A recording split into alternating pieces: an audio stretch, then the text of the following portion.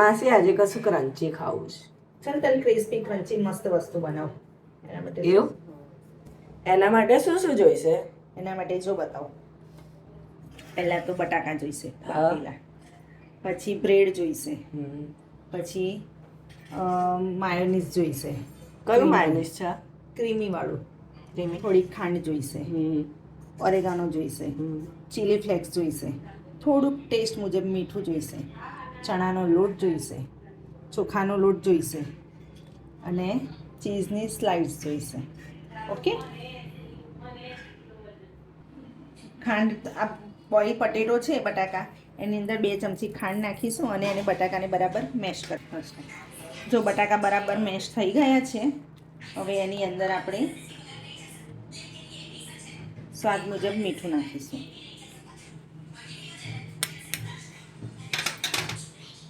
બે ચમચી chilli flakes નાખીશું આપણે. 1 ચમચી ઓરેગાનો નાખીશું. થોડુંક અડધું લીંબુ નીચોવી દઈશું.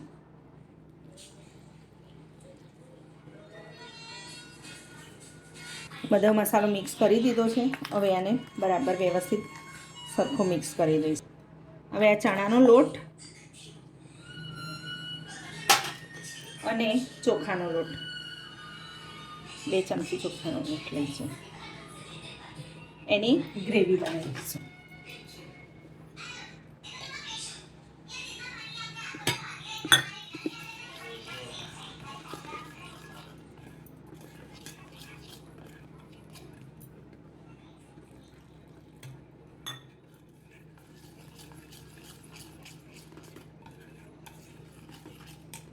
સ્વાદ મુજબ મીઠું એડ કરીશું. બ્રેડ આપણે સ્લાઈસ પલાળી દઈશું. બરાબર.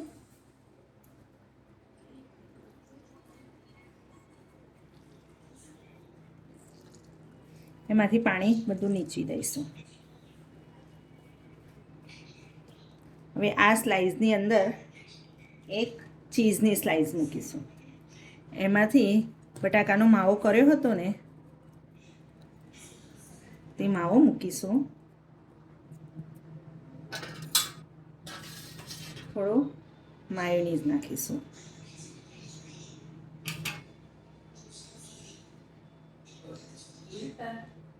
હવે એને રોલ કરી દઈશું.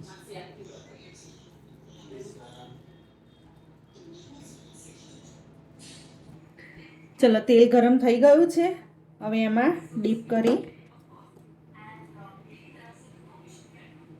બરાબર કોટિંગ થઈ જાય પછી એને તેલમાં તળવા મૂકી દઈશું. ધીમેથી તળવા મૂકવાનું.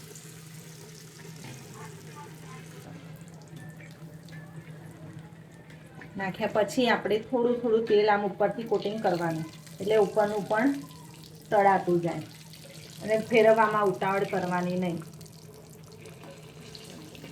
ગોલ્ડન બ્રાઉન થાય ત્યાં સુધી તળવાનું હોય. જો ગોલ્ડન બ્રાઉન થઈ ગયું છે, તળાઈ ગયું છે મસ્ત. હવે આપણે એને સર્વ કરીશું. હવે બીજા શું કરીશું?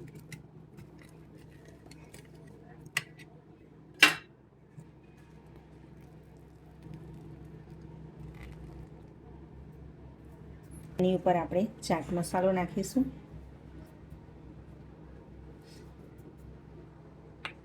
કેચઅપ સાથે સર્વ કરીશું. મારી ડીશ રેડી.